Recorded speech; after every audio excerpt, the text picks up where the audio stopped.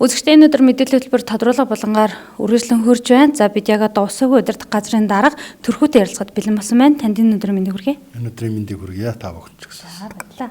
За Улаанбаатар хотын бохрын асуудал одоо нэн тэргүүний асуудал мөнөөс мөн. За үүн дээр за танахаас одоо хийгдэж буй ажил за хоримтлагдсан лагийн асуудлын талаар мэдээлэл та хүргээч. Өнөөдөр бол Улаанбаатар хотын одоо бохрын асуудал гэдэг төв цэвэрлэхийг одоо ярих юм байна гэж би ойлголоо шүү дээ. За төв цэвэрлэх байгууламж маань бол 1964 онд баригдсан. За 160-аас 170 мянган метр куб усыг хүлээж авах хүчин чадалтай ийм байгууламж байж байгаа. За мөн бас бид бүхэн маань 2018 оноос шинэ цэвэрлэх байгууламжийг бас барьсан байж байгаа. Монгол Улсын засгийн газар Хятад улсын буцалтгүй тусламжаар одоо баригдсан шинэ цэвэрлэх байгууламж байна. 250 мянган метр куб усыг хүлээж авах хүчин чадалтай ийм цэвэрлэх байгууламжууд ажиллаж байна. За өнөөдөр ирж байгаа бохрын хэмжээ бол нэг хоногт нэг 180-аас 190 метр куб ус. За зарим үед бол 200 гарч ингэж ирж байгаа. Тэгэхээр бид бүхэн заашгүй одоо шинэ цэвэрлэх байгууламж барих ёстой гэдэг үднээс яаж юм. Мөн одоо энэ гэр орол барилгажих асуудлууд яригдж байгаа те. За энэ дээрээс үүдээд бол одоо ингээд шинэ цэвэрлэх байгууламжийг бол барьж эхэлж. За мөн одоо энэ шинэ цэвэрлэх байгууламж маань одоо тушах тодруулах одоо ажлынхаа гүйцэтгэлийг бол хийгээ явж байна. 2026 оны 6 сард бид бүхэн хүлээж авахар бол шийдсэн байж байгаа шинэ цэвэрлэх байгууламжаа.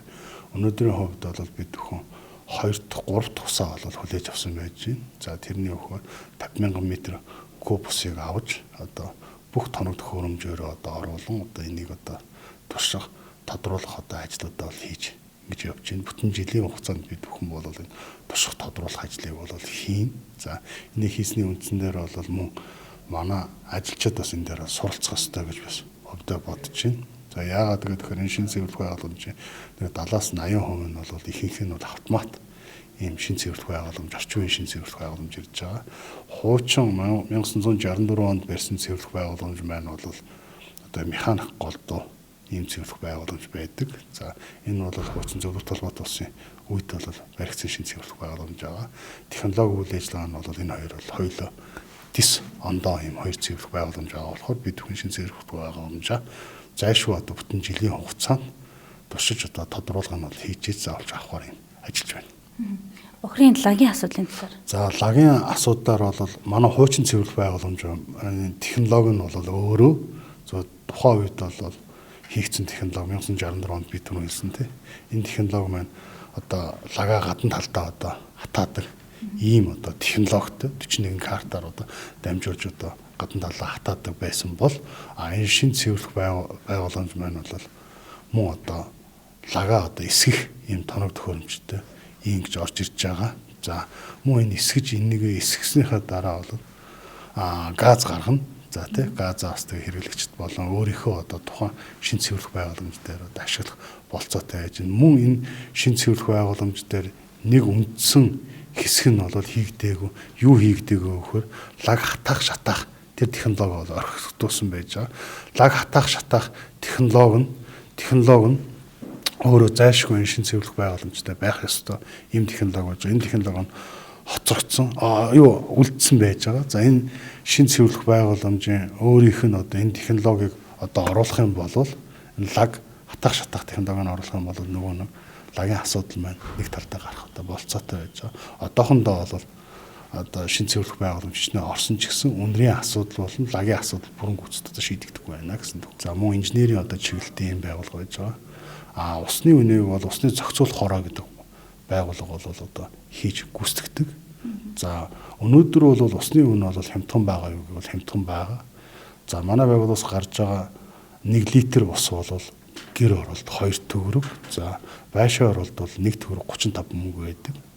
За энийг бол бид орон сууцны нийтийн удирдах газарт бол хүргэж өгснөөр бол хэрэглэгч нарт бол энэ ус бол очдөг ийм л байж байгаа. Усныг бол хүн болгон цэнхээр алт. За энэ усыг бол хайрлах ёстой гэж ярьдаг мөртлөөсөө өнөөдөр нэг ширхэг янжуурнаас одоо тий янжуур гэдэг нэг ширхэг тамхинаас одоо доор одоо үнэтэй байж байгаа штэ 1 литр ус чинь өөрөө одоо харьцуулаад үзэх юм бол тамхи татдаг хүмүүс бол нэг одоо хайрцаг тамхи одоо ямар үнэтэй байдаг би мэдэхгүй. Би өөрөө тамхи татдаг болохоор за нэг хайрцаг танхи бол нэг 5-аас 10 мянган төгрөг байж магадгүй. Тэгэхэд 5 тонн литр ус ч одоо 10 мянган төгрөг шүү дээ. 5 тонн шүү.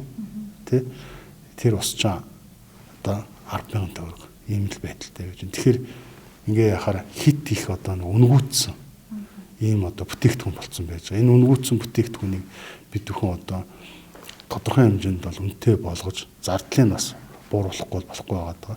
Яагаад зардлыг гэж хэлж байна гэхээр гэр оролт хүргэж байгаа ус маань өөрөө үнгүү шахуу хүргэгдэж байгаа. Би бол яг үнгүү л гэж хэлнэ. Ер нь монголчууд бол үнгүү ус ууж байгаа. Тэр тусмаа Улаанбаатар. Яагаад тэгэхээр гаргаж байгаа зардал нь 1 литр усан дээр 40 төгрөг гарч ирдэг. 38 төгрөгийн алдагдaltaй явж ирдэг. Тийм байгаа болохоор бид хүнгөө зөвхөн одоо тэр нэг цооноос татж ирж байгаа захилгааны мөнгө. За мөн одоо тэр нэг гаргаж байгаа ноцоос тоног төхөөрөмж одоо илэгдэл эвдэрлийн зардал хүн хүчний зардлаач нөхөж чадахгүй ийм байдалтай байж байгаа. А хэрэглэгч нар бол үнгүү шахуу усаал одоо ингэ байгаа тийм байдалтай байж байгаа. Дэлхийд дахина гаргасан судалгаан дээр Монгол улс гүний цэнгэг усыг хэрэглэдэг гэсэн тийм судалгаа байдаг шүү дээ. Тэгвэл яг одоогийн яг төвшөнд манай ах одоо гүний цэнгэг усыг хэрэглэж байгаа юу? Одоо нэг тийм улс орнуудын нэг харьцуулсан судалгаа байдаг шүү дээ. Тэр тал дээр Монгол улс бол ер нь гүний цэнгэг усаа хэрэглэдэг. Тэр зүүн Улаанбаатар хот бол гүний цэнгэг усаа хэрэглэж явж байдаг. Бид бүгдд гадаргай ус бол хэрэглэж байгаа юм бол байхгүй. Ягаад гэвэл хамгийн сайн чанартай усыг хэрэглэж байдаг. За бус улсууд бол далайн усаа одоо юу гэдэг нь цэвэршүүлдэг ч юм уу одоо тий гадаргай усаа цэвэршүүлдэг ч юм уу ингэж бол хэрэглэж явж байгаа. Манай Монгол улсын ус бол хамгийн сайн ус. Одоо дэлхийд дээр одоо яригдж байгаа цөөхөн хэдэн усын одоо чанартай ус гэдэг тийм усыг бол бид бүхэн хэрэглэж явж байгаа. Үзэгчдээ энэ өдөр мэдээллийн хөтөлбөр тодруулга болонгаар та бүхэнд хүрлээ өргөжлөлөө мэдээллийн хөтөлбөрөөр хүлээн авч байна уу?